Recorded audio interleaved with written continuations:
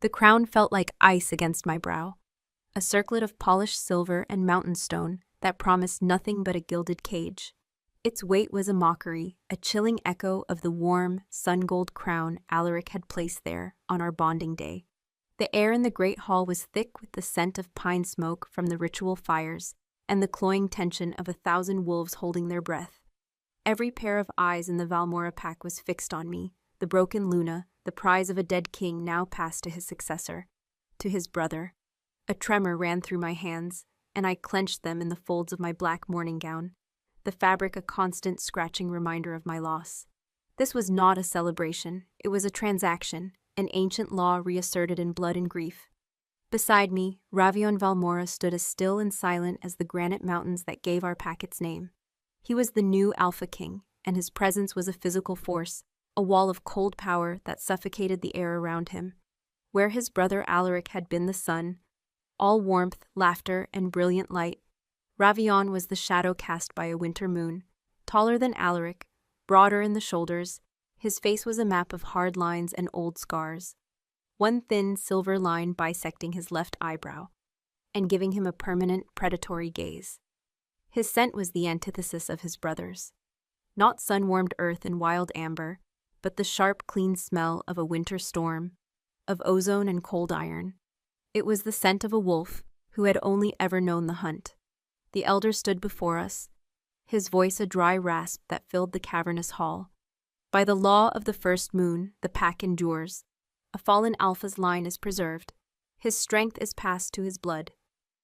He looked from Ravion to me, his old eyes holding no pity, only grim duty. And his Luna, the heart of the pack, remains bound to the throne, to the bloodline. My own heart hammered against my ribs, a frantic bird in a cage of bone. My wolf, the other half of my soul who had sung for Alaric, was silent. She had been silent for 3 months, ever since the moment the mate bond had shattered. A cataclysm of psychic agony that had nearly torn my mind apart. Now there was just a hollow ache, a void where Alaric's presence used to be, a constant gaping wound. Ravion's hand, large and calloused, moved to my back. It was not a caress, it was a claim, a statement of ownership for all to see. His touch was cold, even through the thick wool of my gown, and a shiver of pure, primal fear traced its way down my spine. This was wrong. The moon goddess herself must be weeping. This man was my mate's brother, a shadow I had barely known, a wolf whose only allegiance was to duty and the brutal strength of the pack. "Do you accept this bond, Caris Valmora?" the elder asked, his gaze pinning me. "For the continuation of the line? For the strength of the pack?" The words were a formality. My acceptance was irrelevant. The law was absolute. To refuse was to be cast out, a wolfless pariah, a fate worse than death. My throat was tight, filled with the scream I couldn't release. I thought of Alaric's face, his bright, loving eyes, the way he would brush his thumb over my cheek and whisper my name, my Teres, my moon, and my stars. A phantom pain lanced through me, so sharp I nearly buckled. It was his voice, an echo in the ruins of our bond. "Fight, Ceres." But how? I was alone. A Luna without her alpha was a ship without a rudder, and my wolf's silence left me more human than shifter, a fragile thing in a world of predators. I gave a single stiff nod. A gasp, part relief, part disappointment, whispered through the assembled pack. "And do you claim her, Alpha Ravion?" Ravion didn't hesitate. His voice was a low growl, a rumble that vibrated through the floorboards and deep into my bones. "I claim her." He turned to face me, and for the first time, I was forced to meet his gaze. His eyes were not the warm gold of Alaric's, but a pale, chilling silver, like chips of ice. They held no warmth, no affection, only an unnerving intensity, a predator's focus that stripped me bare. He saw the grief, the terror, the brokenness. He saw it all, and it didn't seem to matter. His hand moved from my back, his fingers tracing the faint silvery scar on my neck, where Alaric's claiming bite had been. The mark had faded since his death, a ghost of a bond, but the skin was still sensitive. His touch was shockingly gentle, a stark contrast to the rest of him. For a breathless moment, something flickered in those silver eyes, a darkness, a hint of some ancient pain that mirrored my own. Then it was gone, replaced by the cold mask of the Alpha King. "It is done," the elder declared. The howl that rose from the pack was not a celebration. It was the sound of a lock turning, of a cage door slamming shut. It was the howl of allegiance to their new king, a raw, primal sound that sealed my fate. Ravion kept his hand on me as we turned and walked down the dais, through the parting sea of our people. I felt their stares, a mixture of pity and fear. I was a symbol now, a living relic of a beloved king, and a constant reminder of the pack's loss. The procession to the royal chambers was the longest walk of my life. Each step felt like a betrayal of Alaric's memory. We passed under stone arches carved with the history of the Valmora line, past tapestries depicting Alaric's greatest victories. His smiling face seemed to follow me from every portrait, his painted eyes accusing. Ravion said nothing, his stride long and sure, his grip on my arm unyielding. He was pulling me into his world, a world of shadows I didn't want to enter. The great oak doors to the Alpha's chambers, our chambers, were pushed open by the guards. I froze on the threshold. The air inside was a ghost. It still smelled of him. Faintly, underneath the beeswax candles and the lavender I always kept by the window, was the warm, earthy scent of Alaric. My breath hitched, and tears I had refused to shed in public burned behind my eyes. Ravion felt my hesitation. His grip tightened, not cruelly, but firmly, urging me forward. He walked me inside, and the doors boomed shut behind us, plunging us into a heavy, suffocating silence. We were alone, husband and wife, Alpha and Luna, strangers bound by a tragedy. I pulled away from him, my first act of defiance, and retreated to the far side of the room, near the massive stone fireplace where Alaric and I had spent so many nights. I wrapped my arms around myself, a pathetic shield against the man who now owned me. He watched me, his silver eyes tracking my every move. The silence stretched, thin and brittle, filled only by the crackle of the fire and the frantic beating of my own heart. I expected him to make a demand, to stake his claim in the most final, physical way, to overwrite Alaric's memory with his own brutal possession. It was his right by pack law. The bond had to be consummated to be sealed. My body tensed, preparing for an assault it could not fight. But he didn't move toward me. Instead, he walked slowly to the mantelpiece. His gaze fell upon a small silver-framed portrait of Alaric, laughing as he held me in his arms in the summer meadows. Ravion's scarred hand lifted, his fingers hovering just over the glass, not quite touching it. "He was a fool to go to that ridge alone," Ravion said, his voice quiet, stripped of the commanding growl it held in the great hall. It was just a man's voice, rough with something that sounded almost like regret. The words were a knife to my heart. "He was defending his territory," I whispered, my voice raw from disuse. "He was protecting his pack. He was a king." "He was my brother," Ravion countered, his back still to me. "And he left his pack without a king, and his Luna without a mate. There is no glory in that, only a void that must be filled." He finally turned, his eyes finding mine across the room. "That is what I am, the man who fills the void." A wave of cold fury, sharp and sudden, cut through my grief. "You are not him," I spat, the words tasting like poison. "You will never be him." A ghost of a smile, cold and mirthless, touched his lips. "I know. I have been reminded of that every day of my life." He took a step toward me, and I flinched back. He stopped. "You fear me, Karis. Good.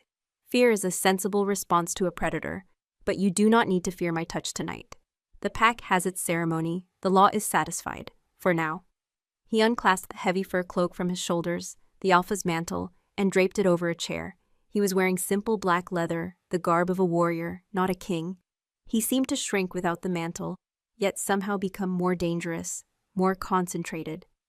"This room smells of him," he said, his gaze sweeping over the bed, the chairs, the tapestries. "Of a life that is over." His eyes landed back on me, sharp and calculating. "We will not be sharing it." I stared at him, confused. This was not what I expected. Not mercy, but a reprieve, a calculated distance. "I will take my brother's study," he continued. The pack needs to see a united front.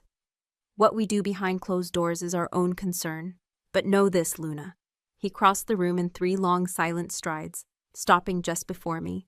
I had to crane my neck to look up at him. That scent of winter and iron enveloped me, chilling me to the bone. He reached out, his hand moving with unnerving slowness, and his thumb brushed against the fading bite mark on my neck. A jolt, electric and unwanted, shot through me, but it wasn't just his touch. As his skin met mine, a phantom warmth bloomed beneath it. A fleeting echo of Alaric's fire, so real it made me gasp.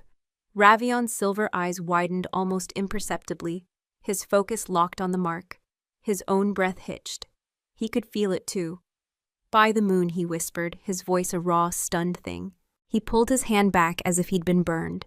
He stared at my neck, then at me, and for the first time, I saw something other than cold duty in his face. It was a dark, dangerous curiosity. A hunter who has just found a track he doesn't understand. "The bond," he breathed, a low growl of disbelief. "It's not completely gone." The words hung in the air between us, heavy and impossible. "It's not completely gone." My blood ran cold, a glacial fear that had nothing to do with the man standing before me, and everything to do with the ghost he had just named. I snatched my hand up to my neck, covering the faded mark as if I could hide the phantom warmth his touch had ignited. It was a violation. Alaric's bond, our sacred connection, was not some relic for his brother to examine. "Don't," I choked out, the word barely a whisper. My voice was a stranger's, thin and brittle. "Don't touch it." Ravion's gaze was sharp, analytical, like a wolf assessing a trap. The shock had already bled from his features, replaced by that cold, unreadable mask. "I felt it," he stated, his voice a low, dangerous rumble. "A pulse, a warmth, the echo of a claiming bite. That should not be possible. When an alpha falls, the bond breaks. It is absolute."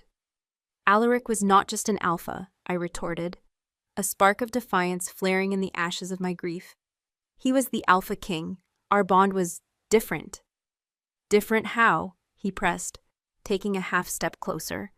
I instinctively recoiled, my back hitting the cold stone of the fireplace.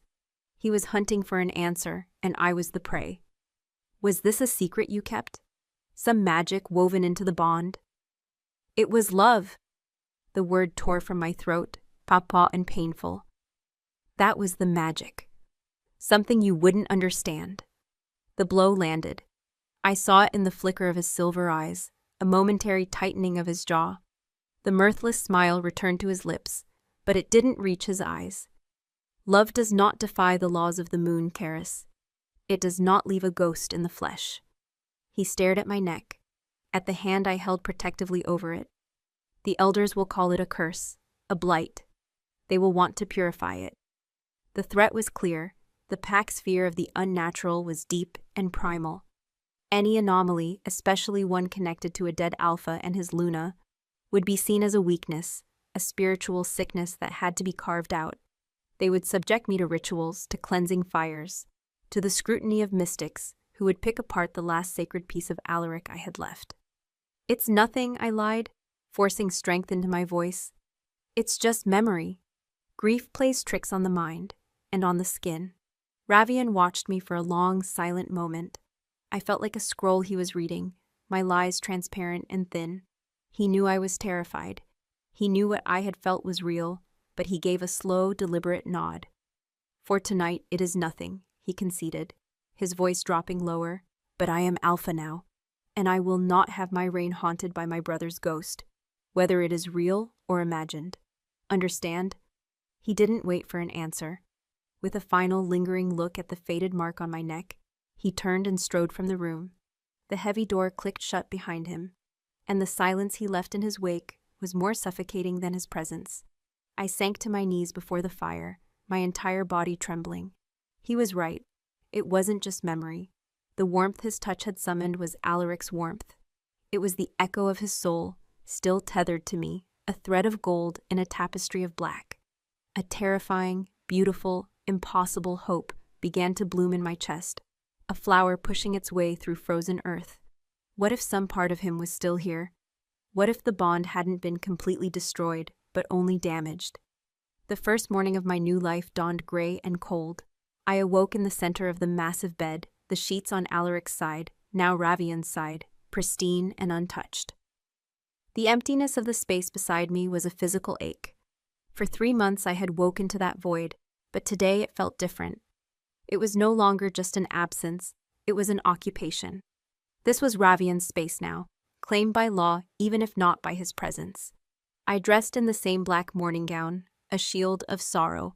My lady-in-waiting, a young she-wolf named Alara, whose own mate had fallen in the same battle as Alaric, helped me braid my hair.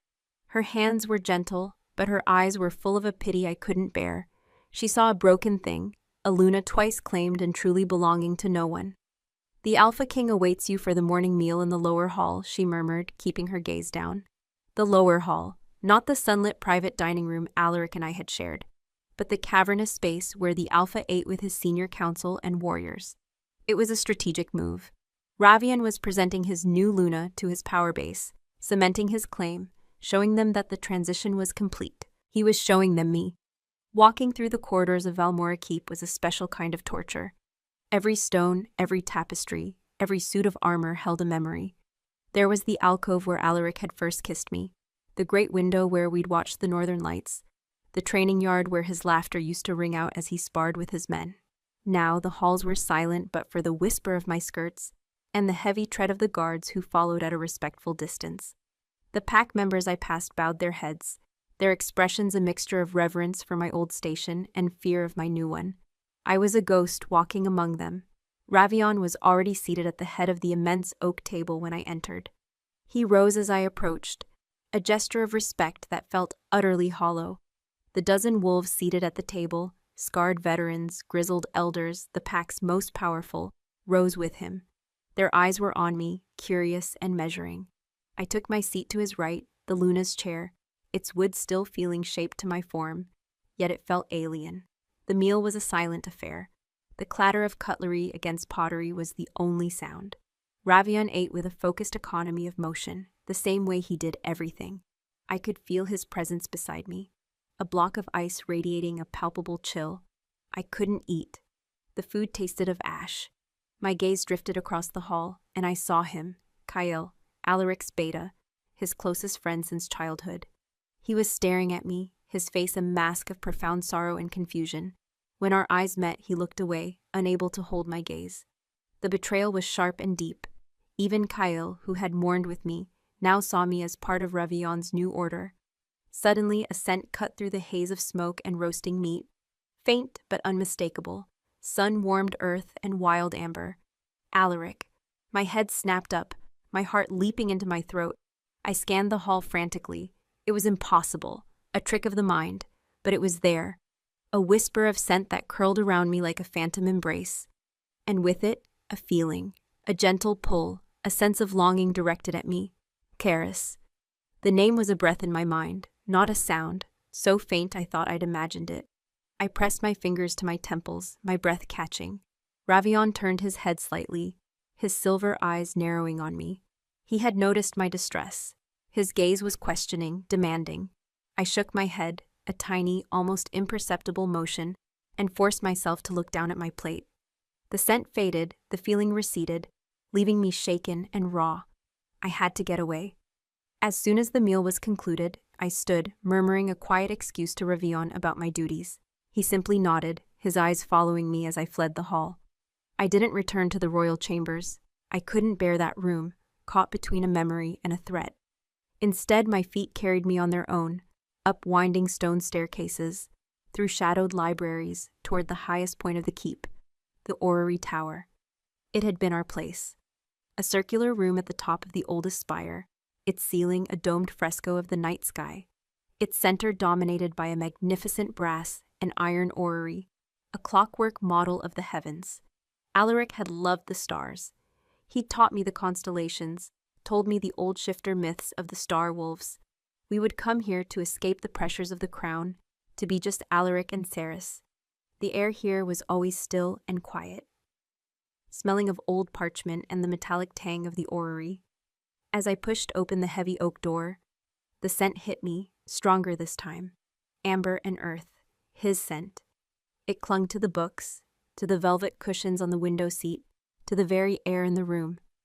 It was as if he had been here only moments ago. My wolf, silent for so long, stirred within me. Not a voice, but a deep, mournful ache, a recognition of her alpha. My trembling fingers traced the intricate gears of the orrery. Alaric had been fixing it the week before his last battle. A small brass moon had come loose. I found it, resting on a nearby bookshelf next to his favorite volume of celestial charts. I picked up the small, cool piece of metal, my thumb rubbing over its smooth surface. Tears finally fell, hot and silent, tracking paths down my cold cheeks. Alaric, I whispered to the empty room, the name a prayer and a wound. Where are you? A cool breeze ghosted across the back of my neck, though the windows were sealed tight against the mountain winds. The little hairs on my arms stood on end. The scent of him deepened, wrapping around me, so real, so present. It was like he was standing right behind me, my Theris. The voice was clearer this time, a true whisper, rustling like leaves just at the edge of my hearing. It was his voice. Hope, fierce and blinding, exploded in my chest. I wasn't going mad. He was here. Alaric, I spun around, my heart hammering against my ribs, the brass moon clutched in my fist. The room was empty, but the feeling of his presence was overwhelming. It was in the way the dust motes danced in the single shaft of moonlight piercing the gloom, in the way the shadows seemed to deepen and shift. My soul, my very being, strained toward that feeling, that echo of my lost mate. I'm here, I sobbed, a desperate, broken sound. I'm still here, mine. The word was a growl, possessive and eternal, vibrating not in the air, but in the hollow space of the broken bond inside me. It was the sound of his wolf, the great golden alpha who had claimed me. A floorboard creaked in the corridor outside. Heavy, measured footsteps stopped at the doorway.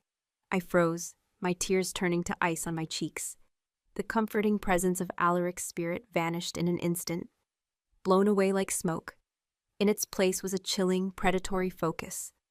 Ravian stood in the doorway, a dark silhouette against the dim light of the hall. He had followed me.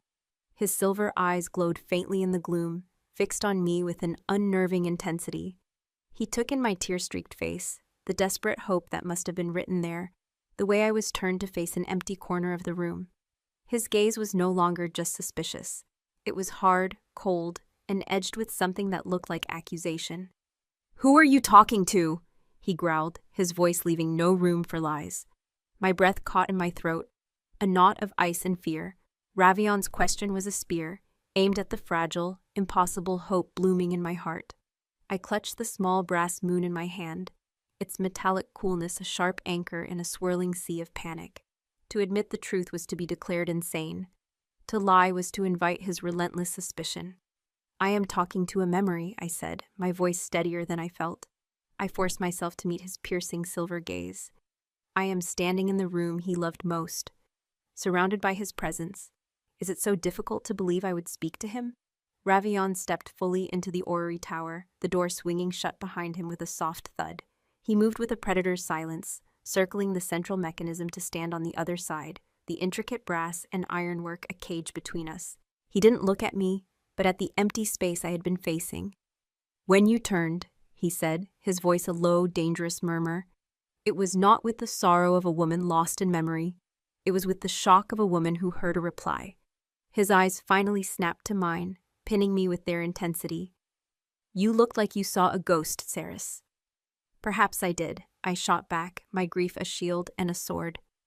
"He is everywhere in this keep, in every stone, in every shadow. His ghost is the only comfort I have left. Will you take that from me too?" The accusation landed, a palpable hit. A muscle feathered in his jaw. He was the Alpha King, a conqueror and a warrior, but he stood in his dead brother's sanctuary, accusing his grieving Luna of madness. He knew how this would look. His gaze dropped for a fraction of a second to the celestial charts on the table, to the open book Alaric had been reading. He was trespassing, and he knew it. "Grieve, Pop," he said, the word clipped and hard. "But do not let it make you a liability to this pack. Your mind must be sound. Your heart, while broken, must belong to Valmora. He turned, his broad back a wall of black leather. "The council meets at midday. You will be there." He was gone. The air rushed back into the room, but the chill of his presence lingered long after his footsteps faded. I sank onto the velvet window seat, my legs trembling. He didn't believe me. He saw my secret not as a sacred miracle, but as a weakness, a flaw in the asset he had just acquired. My beautiful, terrible secret. I looked at the brass moon in my palm. The voice, the scent, the feeling, it had been real. Alaric, in some form, was still here. He was tied to me, and a fierce protective instinct rose within me. I would not let Ravion, or his council, or his mystics, tear this last piece of my mate away from me. As commanded, I went to the council chamber at midday. It was a stark, formidable room in the heart of the keep, dominated by a massive stone table carved with a topographical map of our territories. The air was thick with the scent of old leather, beeswax, and the faint metallic tang of wolf's blood from old conflicts. Ravion sat at the head of the table, not on a throne, but on a simple, high-backed chair, the alpha king among his warlords. I took my seat at his side, a silent, black-clad figure. The dozen wolves of his inner circle, the same grim faces from the morning meal, nodded to me, their respect a formality. The topic was war. The carrion packs, a loose coalition of savage rogues who had killed Alaric, were testing our borders again, emboldened by the death of the king. They were jackals, smelling blood in the water. Ravion was a born commander. He moved carved wooden figures across the map, his voice a low, confident growl as he outlined his strategy. He spoke of ambushes, of flanking maneuvers, of drawing the enemy into the treacherous Deadfall Pass. It was a brilliant plan, aggressive and ruthless. It was also incredibly risky. "You will send the Silver Claws through here," Kyle, Alaric's former beta, said, pointing to a narrow gorge on the map. "But the terrain is unstable. A winter storm could trap them. Alaric always avoided that route after the rockslide 5 winters ago." "Alaric is dead," Ravion stated. The words flat and cold. The entire room flinched. His caution died with him. The carrion packs expect us to be cautious. They expect us to mourn. Instead, we will strike, and we will strike hard. The risk is acceptable for the reward. A swift, decisive end to this threat. I watched him, my heart a cold stone in my chest. He was so different from his brother. Alaric had led with charisma and love, inspiring loyalty that made his warriors willing to die for him.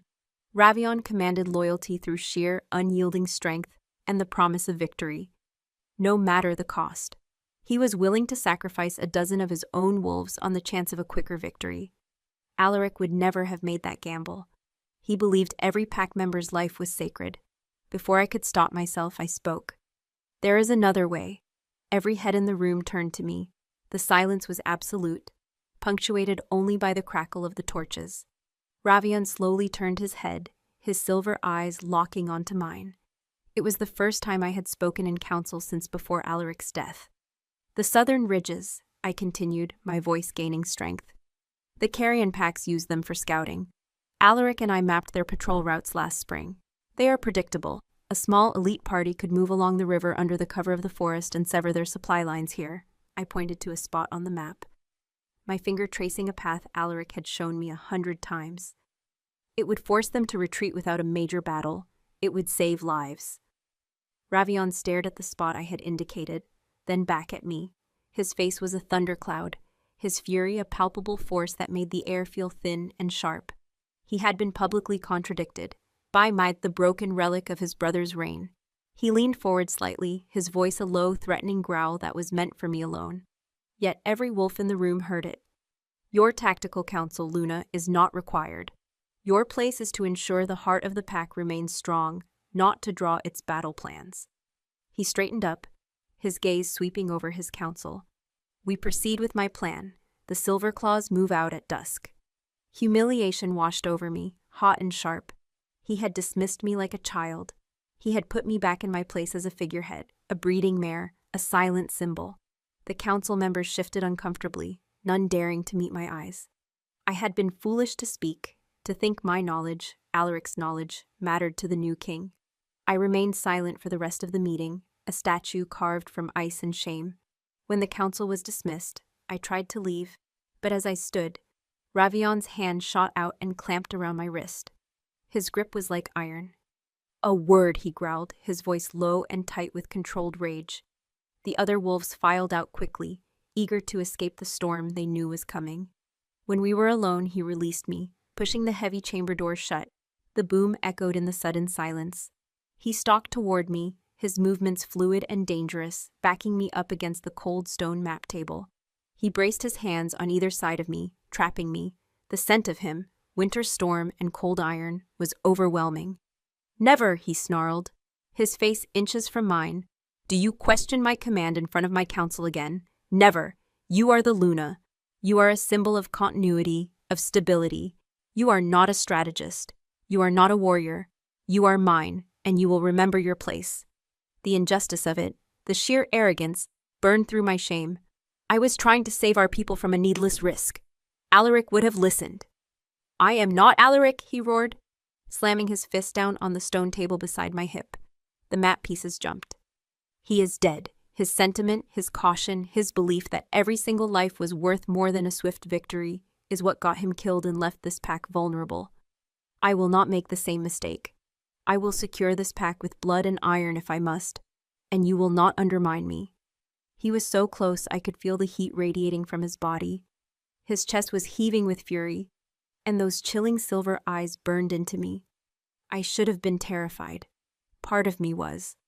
But another part, a defiant, angry part that had been dormant for months, rose to meet his rage. "Then you are a tyrant, not a king," I whispered, the words trembling with emotion. His eyes darkened.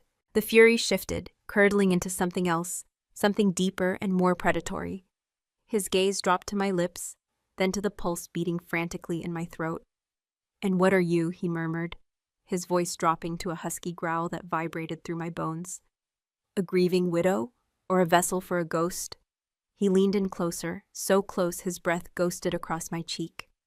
"My brother's echo, I feel him on you, a constant, cloying scent of memory." He lowered his head, his nose tracing the line of my jaw, moving toward the faded mark on my neck. My body went rigid, a primal scream caught in my chest.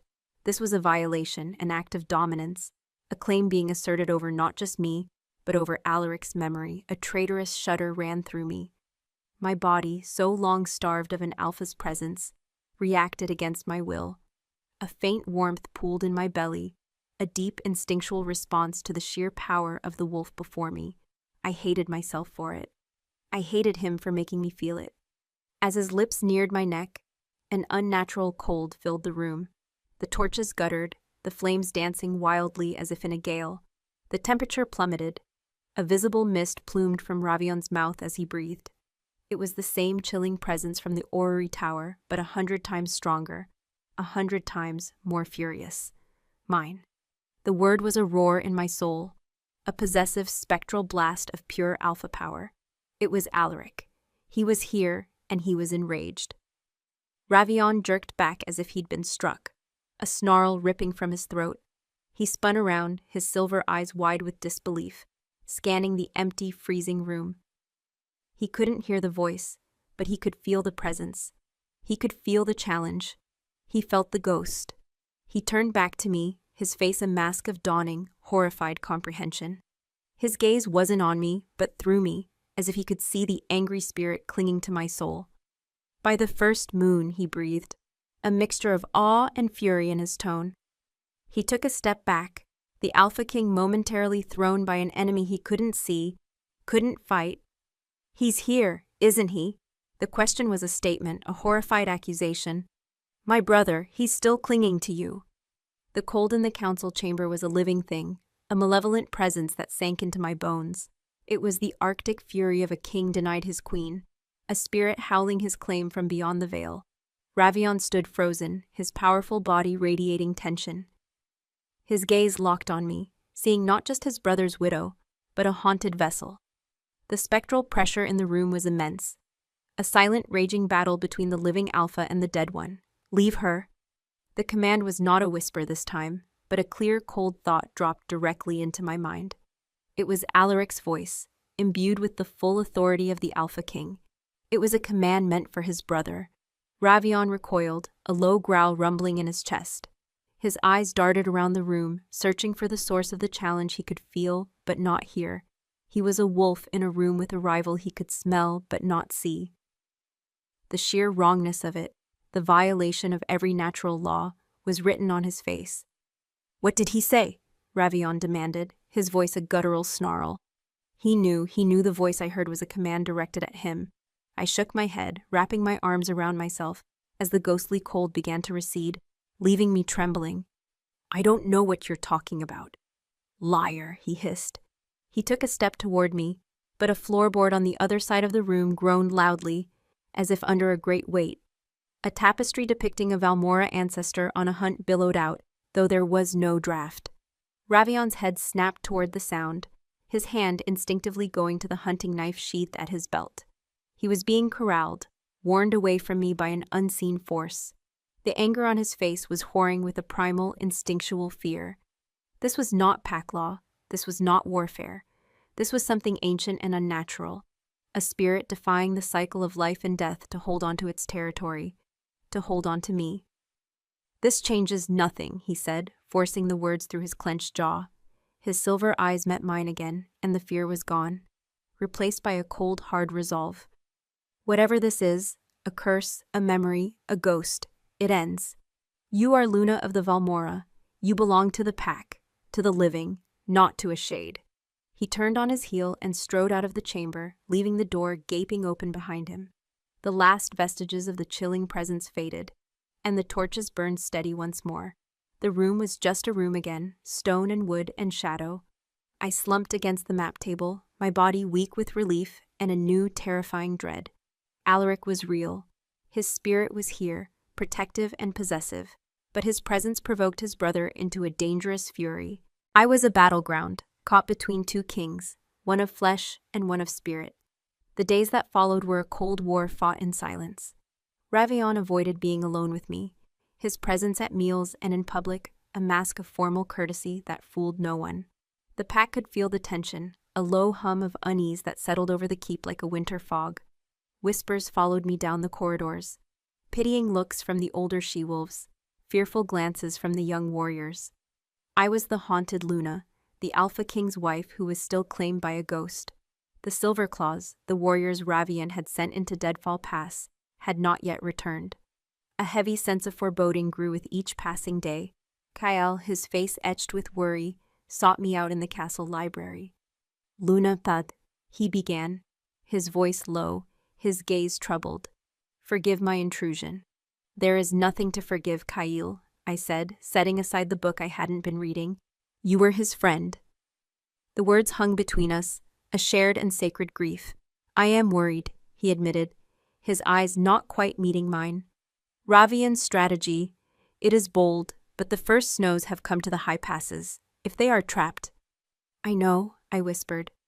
I warned him. Kyle finally looked at me, his expression full of a pain that mirrored my own. "He is not Alaric. He leads with a clenched fist. He believes any sacrifice is worth it to secure our borders. He sees wolves as pieces on a map. Alaric saw them as family." The truth of his words was a cold weight in my stomach. I saw the faces of the young warriors in the Silverclaw unit. Mates, sons, brothers, all risked on a gamble Ravion refused to reconsider. That night, sleep would not come. I lay in the vast, empty bed, the silence of the room a roaring in my ears. The space beside me was a cold reminder of both my loss and my forced bondage.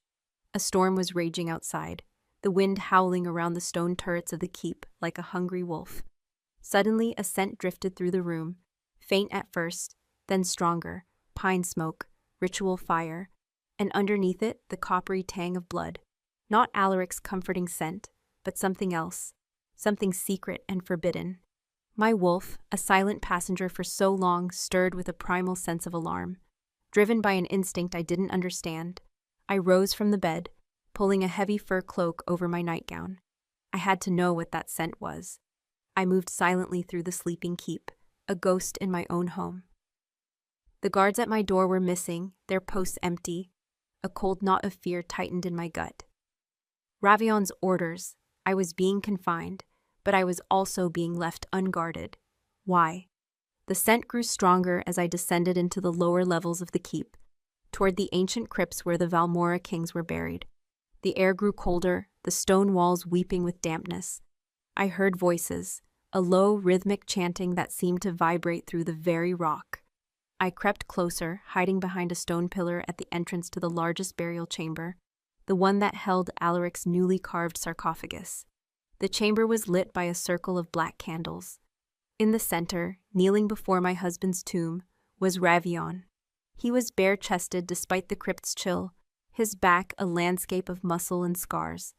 Before him, an old she-wolf, her face a mask of wrinkles and arcane tattoos, drew symbols on the stone floor with a mixture of ash and blood.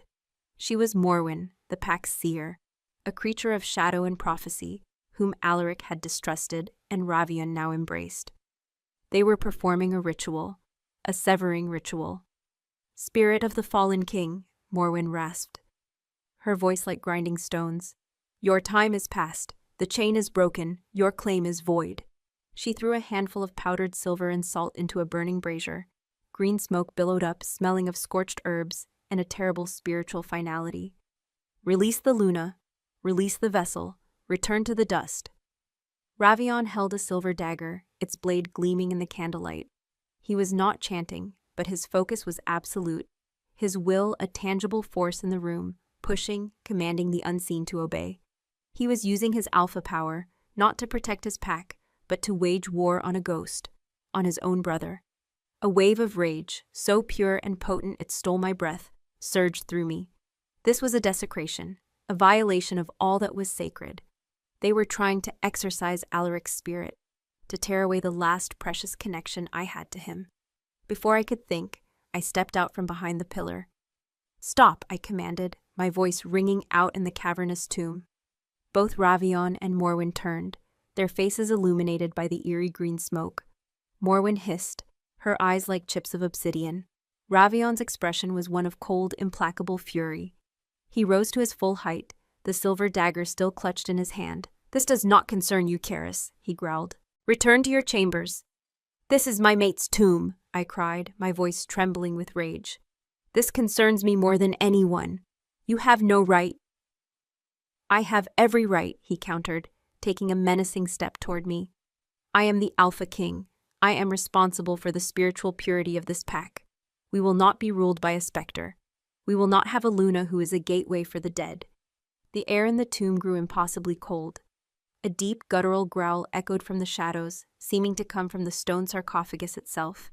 The flames of the black candles flickered and died, plunging the chamber into near darkness, lit only by the dying green embers in the brazier. "You dare?" Alaric's voice was a thunderclap in my mind, and the raw, spectral power that flooded the room was terrifying. The stone floor beneath my feet vibrated. Dust trickled from the ceiling. A deep crack appeared in the lid of the sarcophagus, snaking its way across the carved wolf's head. Morwen shrieked, scrambling back from the tomb. Ravion stood his ground, but his knuckles were white where he gripped the dagger. His wolf was snarling, facing a threat it couldn't comprehend. "He will not have her," Ravion roared into the darkness, not at me, but at the spirit of his brother. "She is mine." As he yelled the word, he lunged forward. Not at the tomb, at me. He grabbed my arm, his iron grip bruising. He spun me around, pressing me against the cold stone of the sarcophagus, and brought the silver dagger not to my throat, but to the faded claiming mark on my neck. "If I cannot sever the bond," he snarled, his breath hot against my skin, his eyes wild with a desperate, furious light, "I will carve it from your flesh." The silver blade was a line of glacial fire against my skin. Ravion's body was a wall of muscle and rage, pinning me to the cold sarcophagus of the man he was trying to exorcise. The sense of blood, scorched herbs, and his own furious scent of winter storm filled my senses, a suffocating whirlwind of terror. His silver eyes were unhinged, the cold control shattered, revealing the desperate predator beneath. He was a cornered wolf, willing to maim his own mate to eliminate a rival he couldn't see. My heart hammered against my ribs, a frantic drumbeat in the sudden, tomb-like silence. This was it, the precipice. He would scar me, mar me, physically sever the last echo of Alaric's touch. The fading silver mark on my neck was a symbol of a sacred bond, and he was about to desecrate it with a blade. A single hot tear of pure rage and despair traced a path down my temple. "Do it," I whispered, the words a broken rasp. "Show the pack, show the ghost of your brother, what kind of king you truly are. A butcher who carves up his own Luna because he is afraid of a shadow." My words struck him like a physical blow. A flicker of something, shame, doubt, crossed his face. His grip on the dagger faltered for a fraction of a second. But the guttural growl that rumbled in his chest was not his own. It was his wolf, primal and possessive, enraged by the challenge from the spirit world, and my own defiance. His wolf didn't care about honor or appearances. It only cared about dominance. The blade pressed deeper. A tiny bead of blood, crimson and bright, welled up where the point pricked my skin. In that instant, the world fractured. The spectral cold in the tomb coalesced, rushing toward me not with a chilling fury, but with a desperate, protective force. A golden light, faint as a dying ember, bloomed from within the claiming mark on my neck. It was Alaric's light, the color of his wolf's eyes, the color of the crown he had worn. It met the silver blade, and the metal sizzled as if it had touched a live coal. Ravion cried out, a sharp curse of pain and surprise, snatching the dagger back. A thin line of smoke curled up from the blade where it had touched the glowing mark.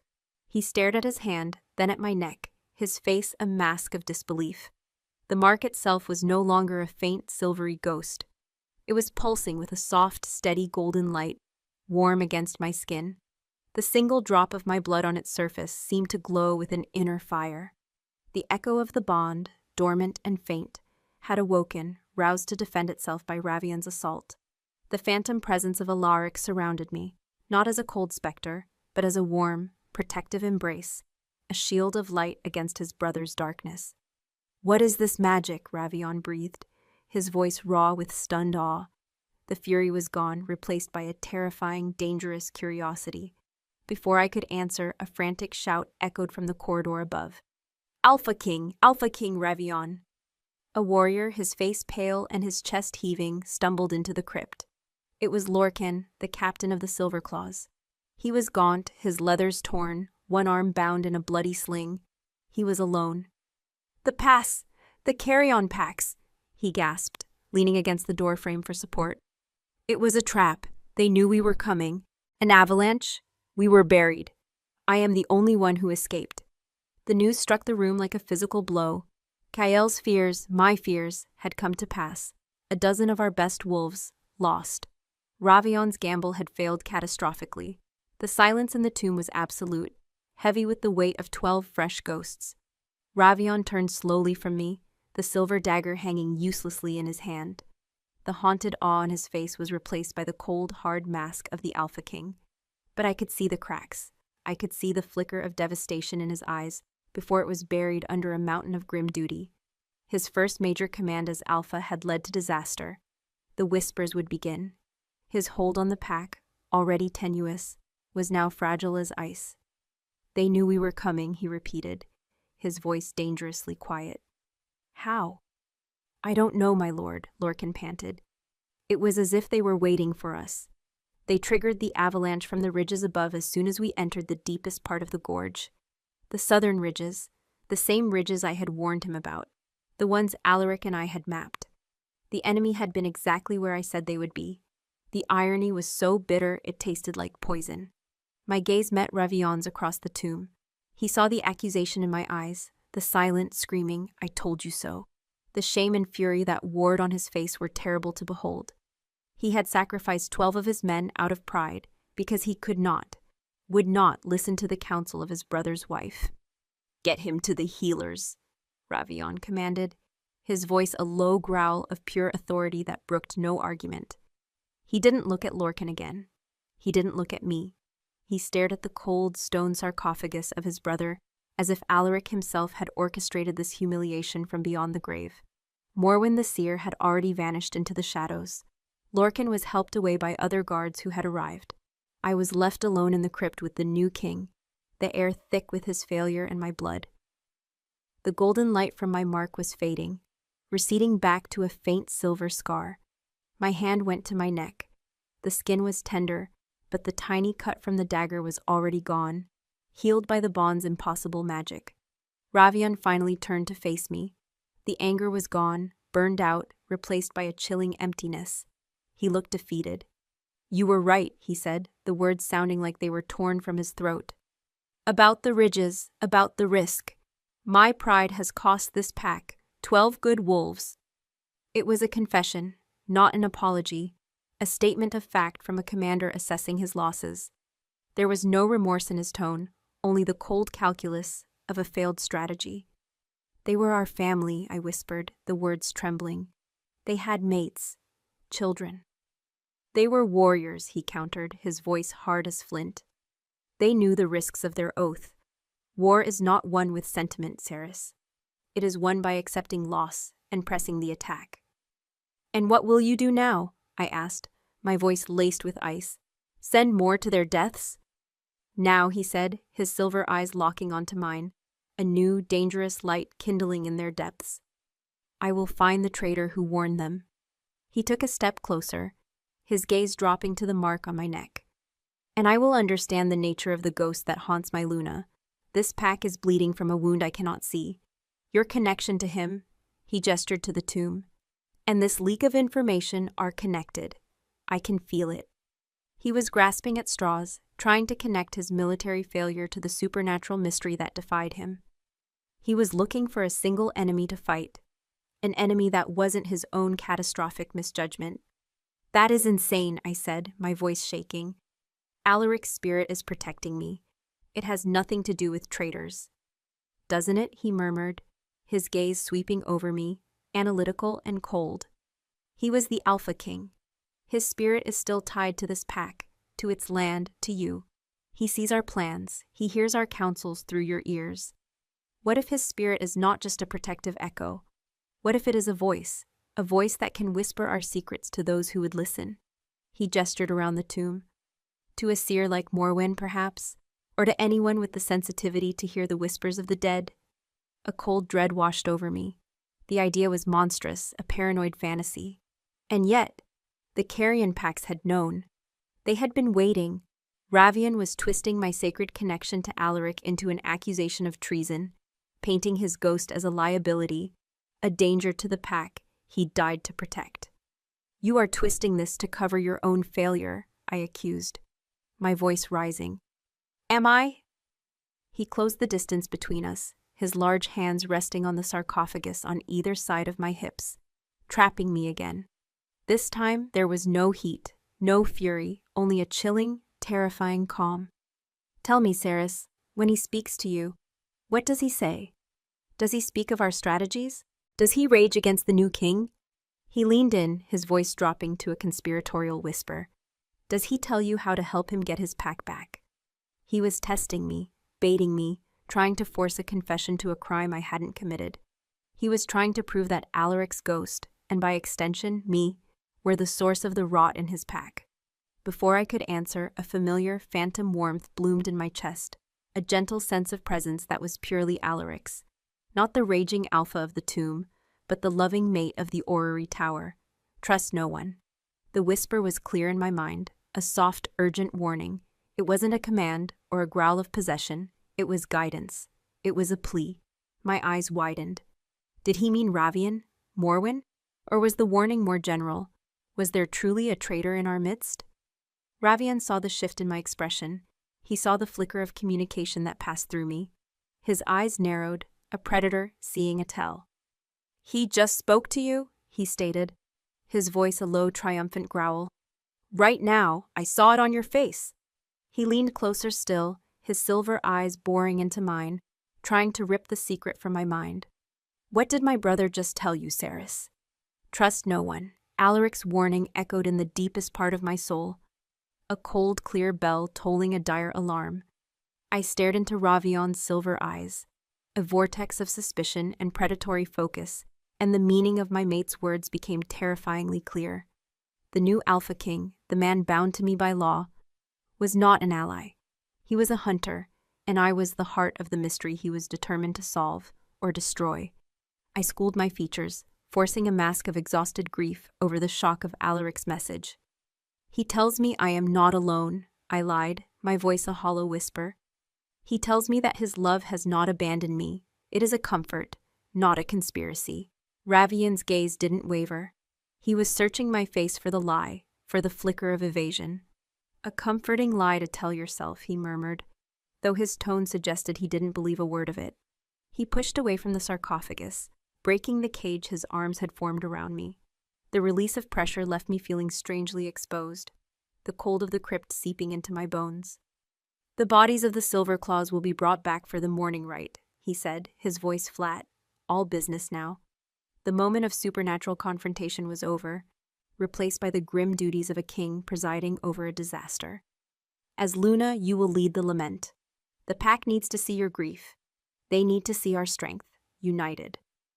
It was a command disguised as a duty. He would use my genuine sorrow for the fallen wolves as a political tool, a public performance to shore up his own failing authority.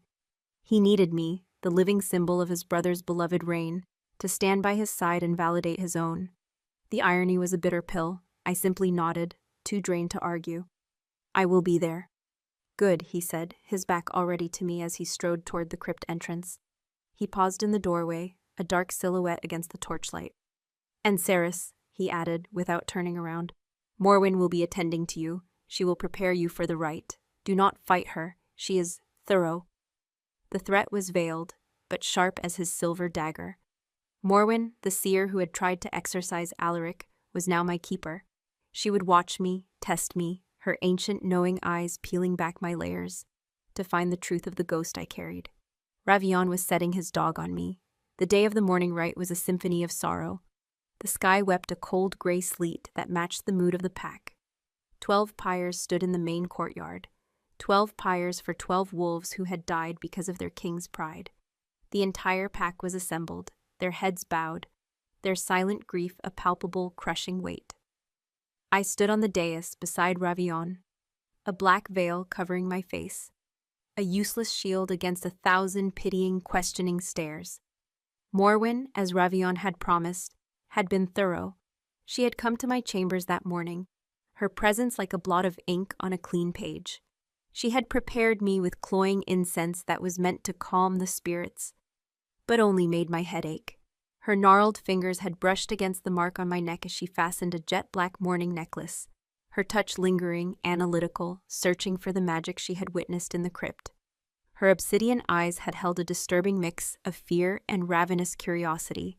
I had endured it all with a stony silence that I knew only deepened her suspicions. Now, as the elder began the eulogy, chanting the names of the fallen, I felt Ravion's presence beside me, a block of unyielding granite. He projected an aura of absolute control, his face an unreadable mask of solemn authority. But I could feel the truth of him. I could feel the tension coiled in his powerful frame, the shame and rage simmering just beneath the surface. He was a king on a crumbling throne, and he knew it. My gaze drifted over the crowd and found Kael. He stood with the families of the fallen, his face a portrait of raw, unguarded anguish. He was not just the pack's beta. He had been a friend to many of the dead. When the name of a young wolf named Reese was called, Kael's composure broke. A low, mournful sound escaped his lips, and he squeezed his eyes shut. My heart ached for him, for the pack, for the senselessness of this loss. This was Ravion's doing, this pain, this grief, was on his hands. As the pyres were lit, sending plumes of gray smoke into the gray sky, a collective howl of mourning rose from the pack. It was a sound of pure, primal pain, the sound of a family that had been torn apart. My own wolf, silent for so long, answered it with a silent scream in my soul. I closed my eyes behind my veil, and the world dissolved into a blur of sorrow.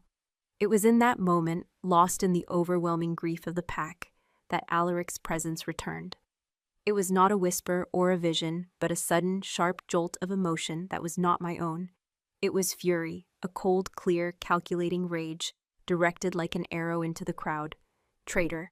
The word was a spike of ice in my mind. My eyes flew open. Alaric wasn't just a passive ghost or a comforting memory. He was an alpha, even in death, and he was hunting. His spectral senses were tied to mine, and he had detected something, someone, whose presence was a poison in his pack. I followed the intense focus of his spiritual gaze, a tangible line of energy pulling my own eyes through the crowd of mourners. It passed over grieving families, over stoic warriors, over the huddled council elders. And it stopped. It stopped on Morwen, the seer.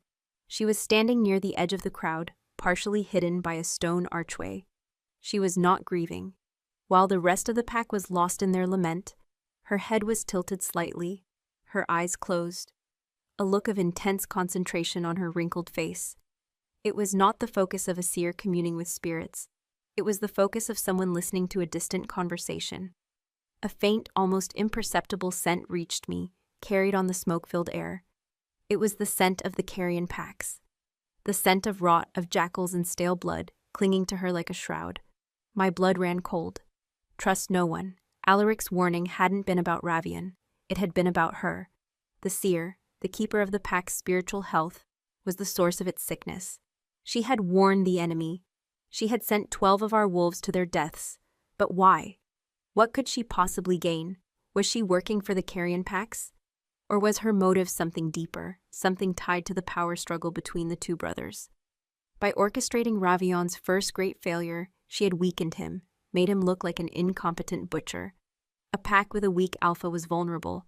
My mind reeled with the implications. I had to tell someone. I had to tell Ravion. But how? He had placed her in my shadow, tasked her with watching me. He trusted her. He would see my accusation as a paranoid fantasy, another symptom of my haunting. He would think the ghost of his brother was trying to sow dissent. He would believe her over me. The ceremony ended. The pack began to disperse, their howls fading to low whimpers. Ravion turned to me, his expression grim. "It is done," he said, his voice low. "Now we rebuild. We hunt. We hunt the wrong enemy, I said, my voice barely a whisper, my gaze still fixed on Morwen as she slipped away into the shadows of the keep. Ravion followed my gaze, his eyes narrowing. "The seer, what of her?" I hesitated. Alaric's warning held me back. To accuse her directly without proof was a fool's errand. I needed a different approach. "She smells of old magic, dark magic." The ritual in the crypt felt wrong. It felt like it wasn't meant to sever a bond, but to open a door. It was a half-truth, a guess wrapped in instinct, but it was enough to plant a seed of doubt. Ravion's power was absolute, but he was new to the throne. He knew of war and strategy, but the arcane was Morwen's domain. He was relying on an expert whose allegiance was now in question.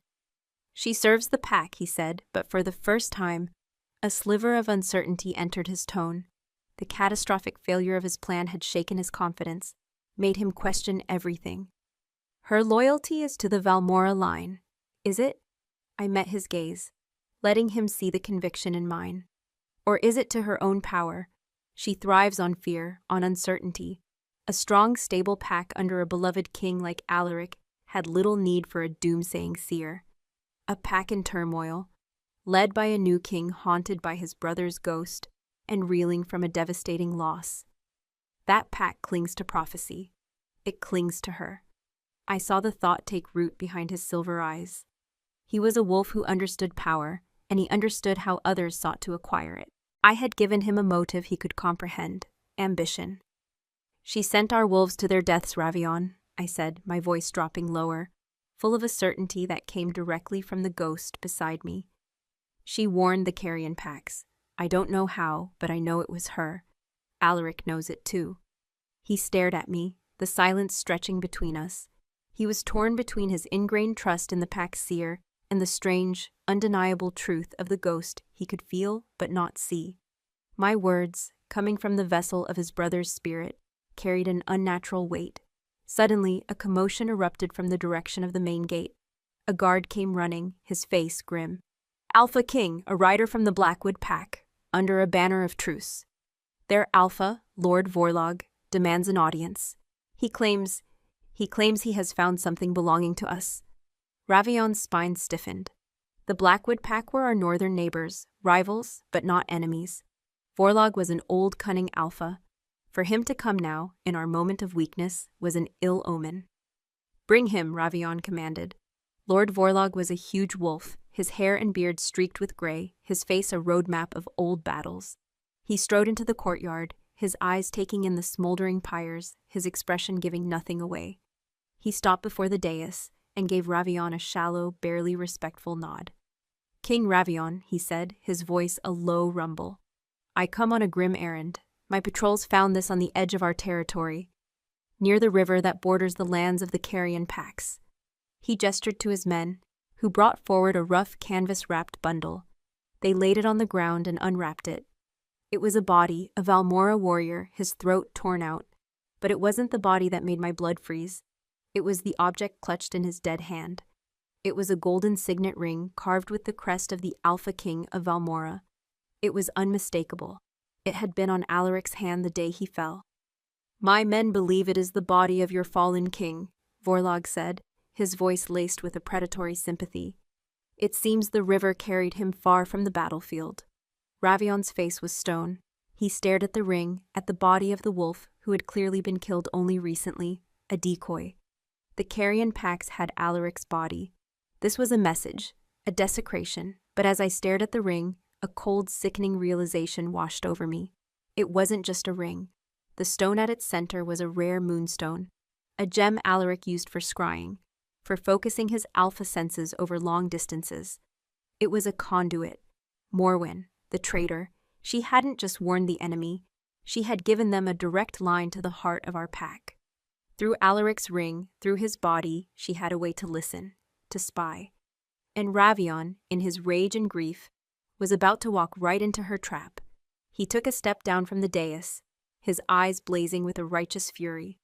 "They have his body," he snarled. "They dare. I will wipe them from the face of this earth. I will bring my brother home." "It is a trap." Alaric's voice was a frantic scream in my soul. "She wants you to go. She wants you to leave the keep. She wants the throne." Ravion was about to lead the remaining warriors of Valmora on a vengeful, emotional crusade, leaving the pack defenseless. He would be walking into another ambush, and this time there would be no one left to defend our home. Morwen would be free to take control, to offer her dark guidance to a terrified, leaderless people. This was her endgame. "Ravion, no, ha!" I cried, grabbing his arm. His muscles were like steel beneath my fingers.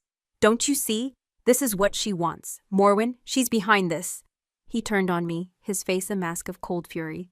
"Enough of your ghostly accusations. My brother's body has been desecrated by jackals. My honor and the honor of this pack demands I retrieve it. Ready the warriors. We ride at once." He shook my hand off and strode toward Lord Vorlog. Already barking orders. He was blind, blinded by grief, by shame, by a warrior's rage.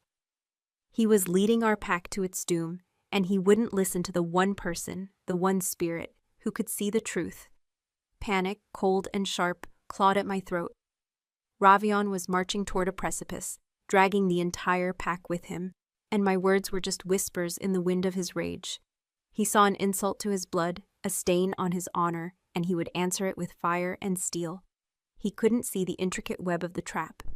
The patient spider, Morwen, sitting at its center.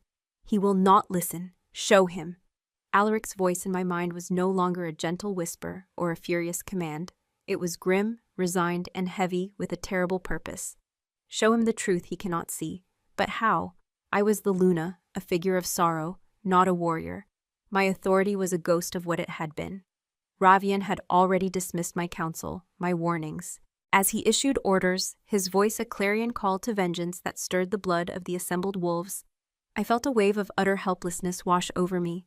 Kyle was at Ravion's side, his face set in grim lines. His own grief was now channeled into a warrior's purpose. He caught my eye across the courtyard, his expression a question. He saw my terror, my desperation, and it confused him. He believed, as they all did, that this was a righteous cause. No, I would not let them die for a lie. If Ravion would not listen to my words, I would have to give him a truth he could not ignore. I turned and ran, not toward the keep, but toward the stables. My mind raced, forming a plan, born of pure, desperate instinct. The carrion packs were based in the Tanglewood, a dark, twisted forest 2 days' ride to the east, across the river. Ravion would take the main force, a frontal assault fueled by rage. He would expect them to be guarding Alaric's body, to have it displayed like a trophy. But Morwen was more subtle than that. The body wasn't the prize, it was the bait. and the trap would be sprung long before Ravion ever reached their camp. My plan was madness. It was a suicide mission, but it was the only thing I could think of. I would find Alaric's body myself.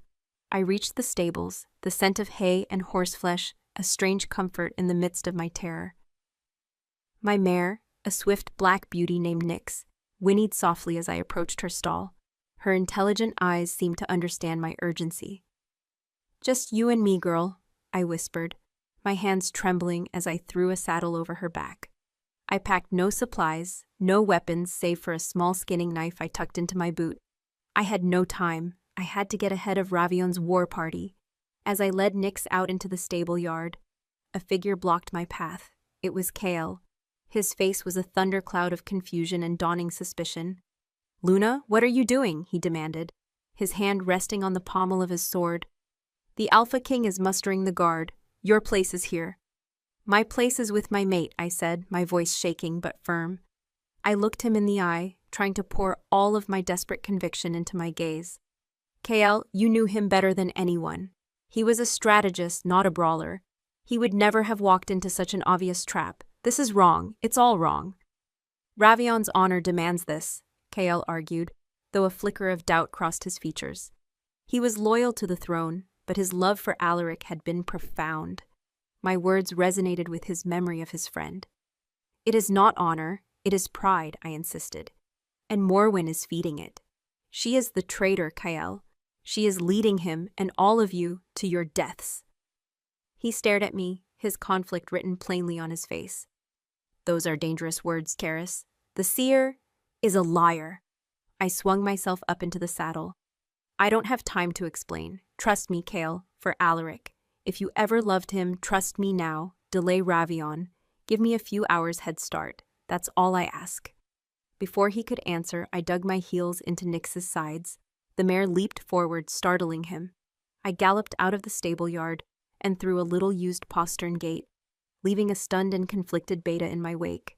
I could only pray that his loyalty to Alaric's memory was stronger than his duty to Ravion's command. The ride was a blur of wind and fear. I pushed Nyx harder than I ever had before, her powerful lungs eating up the miles. I bypassed the main roads, cutting through the dense forest and rocky foothills that I knew as well as the corridors of my own keep. These were the lands I had ridden with Alaric, the paths we had explored together. The phantom warmth of the bond pulsed at my neck, a steady, comforting presence. Alaric was with me, his spirit a silent guide. "They are not in the Tanglewood," his voice came, a clear thought in my mind. Too obvious. Look for the old places, the places of power she would seek. The old places. My mind flashed to the stories the elders told, tales of the first wolves and the monoliths of power they had erected when the world was young. There was one, a fallen stone circle, known as the Weeping Sisters, deep in the gray marshes that bordered the Tanglewood. It was a place of dark legend, a place the pack avoided, a perfect place for Morwen to conduct her foul magic. I changed course, heading toward the marshes. As dusk began to bleed across the sky, a freezing rain began to fall, turning the world into a landscape of gray misery. Nyx was tiring, her breathing growing ragged. I was soaked to the bone, my teeth chattering, but I pushed on. I found them just as the last of the light failed. In the center of a ring of moss-covered, weeping stones, a great bonfire burned, spitting sparks into the rain. A dozen or so warriors of the carrion pack stood guard, their forms brutish and hunched. And there, beside the fire, laid out on a crude stone altar, was the body of my husband. My breath hitched in a sob. Even from a distance I could see him. His golden hair was matted with mud, his proud face still and pale. They had dressed him in his armor. His hands crossed over the greatsword on his chest. It was a mockery of a king's funeral. Standing over him, her arms raised to the stormy sky, was Morwen. She was chanting, her voice a low, hypnotic drone. She held his signet ring, the moonstone glowing with a sickly, captured light. She was using it, and his body, as a massive focusing lens, a scrying pool to watch the Valmora keep, to listen to Ravion's plans. This was how she knew. And then I saw the rest of it. Coils of black rope lay at the foot of the altar. Beside them, a great iron cage, large enough for a wolf. The trap wasn't for Ravion's army. It was for him. They were going to lure him here, separate him from his warriors, and capture him. This wasn't a battle. It was a coup. A twig snapped behind me. I spun around, my heart leaping into my throat. A figure emerged from the deepening shadows. His hand clamped over my mouth before I could scream. A massive arm wrapped around me, pulling me back against a chest as hard as stone. The scent of a winter storm and cold iron filled my senses. Ravion, his silver eyes burned with a cold, silent fury. He had followed me, alone. Kyle must have warned him. He put a finger to his lips, a command for silence, then gestured with his head back into the woods. He dragged me away from the clearing, his movements silent and fluid. When we were deep in the shadows, he finally released me, spinning me around to face him. "What in the name of the first moon did you think you were doing?" he snarled, his voice a low, vicious whisper. "Riding out here alone? Are you insane?" "I was saving you," I hissed back, my voice trembling with adrenaline and rage. "You were walking into a trap. Morwen is there. She's the traitor. She's been using Alaric's body to spy on you." Ravion stared at me, then peered through the trees at the scene I had just witnessed. He saw the fire, the carrion warriors, the altar. He saw Morwen. He saw his brother's body. The truth, stark and undeniable, hit him with the force of a physical blow. His face went pale. The rage in his eyes was eclipsed by a wave of horrified comprehension, followed by a surge of pure, murderous fury, directed at the seer who had betrayed him. "That witch," he growled, the words a promise of death. His hand went to the greatsword on his back. He was going to charge in, a one-man army.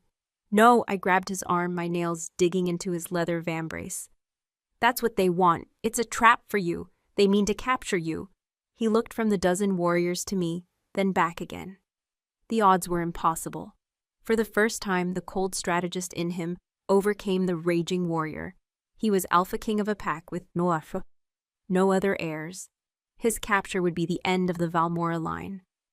"We go back," he said, his voice tight. "We bring the war party." "There's no time," I argued frantically. "Your army is miles away. By the time they get here, who knows what she'll have done. We have to stop her now. We have to break the connection." He looked at me, his silver eyes searching mine in the gloom. He was seeing me for the first time not as a broken relic or a haunted vessel, but as something else, an ally. "How?" he asked, the single word a surrender of his pride. My gaze drifted back to the clearing, to the glowing ring in Morwen's hand. "The ring, the moonstone, is the conduit. We have to get it away from her." A desperate, terrifying idea formed in my mind. "They are focused on her ritual. They are expecting you to come from the main path with an army. They won't be expecting an attack from the marshes. They won't be expecting me." He stared at me as if I'd lost my mind. "Absolutely not. I will not send you in there." "You won't be sending me," I said, my voice gaining a strange, cold calm. "Alaric and I will go. You will be the distraction." I looked him dead in the eye. "You wanted proof of his ghost? You wanted to understand my bond? You're about to see it. When I give the signal, you draw their attention, all of it. Can you do that?" He looked at me, at the impossible resolve in my face. He looked at the clearing. He was a king with no good choices, forced to trust the one person he suspected most. He gave a single sharp nod. "On your signal." My heart hammered as I slipped away from him, circling through the sucking mud of the marshes. The phantom warmth at my neck pulsed steadily, a silent reassurance. "I am with you." I crept to the edge of the clearing, hiding behind one of the weeping stones, my body trembling uncontrollably. This was madness. I was wolfless, a human woman against a dozen shifters and a dark witch. Now Terrace, for our pack, for me. I took a deep breath and I screamed. Not a scream of terror, but a raw, primal howl of pure, unadulterated grief and rage. The sound ripped from my throat, a Luna's lament for her fallen alpha, and it cut through Morwen's chanting like a blade. Every head in the clearing snapped toward me. For a moment, they were all frozen, stunned by my sudden appearance. That was the signal. From the opposite side of the clearing, a roar erupted that was not human. It was the sound of a great northern bear. A sound of pure, unrestrained alpha fury. Ravion crashed out of the woods, a whirlwind of steel and muscle. a berserker throwing himself at the guards. They were completely taken by surprise. They had expected a king, they got a monster.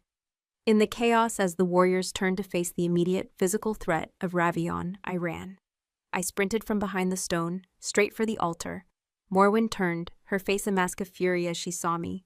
She raised the glowing ring, and a bolt of dark energy, a crackling ribbon of black and violet, shot toward me. I dove rolling through the mud, and the bolt hissed over my head, striking the stone behind me. I scrambled to my feet. Alaric's body was right there, so close. My heart broke seeing him, but there was no time for grief. I launched myself at Morwen, my small knife in my hand. She was old, but she was strong, her fingers like claws as she grabbed my wrist. The glowing ring was inches from my face. "Foolish girl," she hissed, her breath foul. "His ghost cannot help you." She is wrong. A wave of power, golden and brilliant, surged from the mark on my neck. It flowed down my arm, into my hand. My own grip, which should have been hopelessly weak against hers, became like iron. I squeezed. The bones in Morwen's hand crunched. She shrieked in pain, her fingers going limp. The ring fell. It didn't hit the ground. I caught it. The moment my skin touched the moonstone, the world exploded. It was not just Alaric's echo I felt, but his full, undiluted spirit, trapped and focused by the stone. It flooded me. Memories, emotions, his love, his rage, his power. The shattered mate bond inside me didn't just flare to life. It reforged, not with my living mate, but with the soul of my dead one. The golden light that erupted from my body was blinding. Across the clearing, Ravion, his sword dripping with the blood of 2 Carrion warriors, stopped dead. His silver eyes went wide as he stared at the pillar of light that had once been his brother's Luna. He could feel it. The raw, unmistakable power of an alpha king, radiating not from him, but from me. The remaining Carrion warriors hesitated, their animal instincts screaming at them in the presence of a power they did not understand. Morwen scrambled away, her eyes wide with terror. I stood there, bathed in golden light, holding the ring. My silent wolf howled in triumph. My voice, when I spoke, was not just my own. It was a chorus of 2, a harmony of the living and the dead. And it was a command. "Kneel," we said. The first rays of dawn painted the peaks of the Valmora Mountains in hues of rose and gold. The air in the great hall was still and silent, thick with the scent of beeswax and the lingering tension of a night that had reshaped a kingdom. The surviving warriors of the Carrion packs were in our cells, their alpha dead, their will broken. Morwen was gone, vanished into the marshes like the venomous snake she was, a threat for another day. And in the center of the hall, on a bier draped in the golden banner of his line, Alaric Valmora finally lay at rest. We had brought him home. Ravion and I, and the escort of loyal Valmora warriors Kael had brought after my desperate gamble had paid off, had carried him back not as a desecrated trophy, but as a king. I stood beside the bier, my hand resting on the cold stone. The golden light that had poured from me in the Weeping Sisters' clearing had receded, sinking back into the reforged bond in my soul. I no longer held the ring.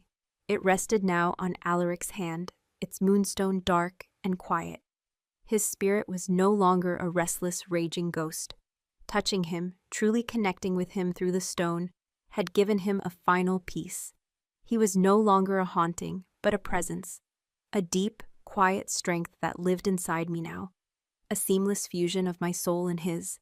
I was no longer a broken vessel. I was whole. The heavy doors of the great hall opened, and Ravion walked in. He was dressed not in the black of a mourner, but in the simple leathers of a warrior. He had shed the crown, both literally and figuratively. He walked to the other side of the bier, his silver eyes falling on his brother's peaceful face. The hard lines of his own face seemed softer in the dawn light, etched with an exhaustion that went deeper than the bone. "The council is waiting," he said, his voice a low rumble, devoid of its usual command. "They are uncertain. They saw what happened. They felt the power. They do not know who leads this pack anymore." "And what do you believe?" I asked, my voice quiet. He finally raised his eyes to meet mine. The suspicion was gone. The fury, the jealousy, the cold calculation. All of it had been burned away in the fire of that impossible night.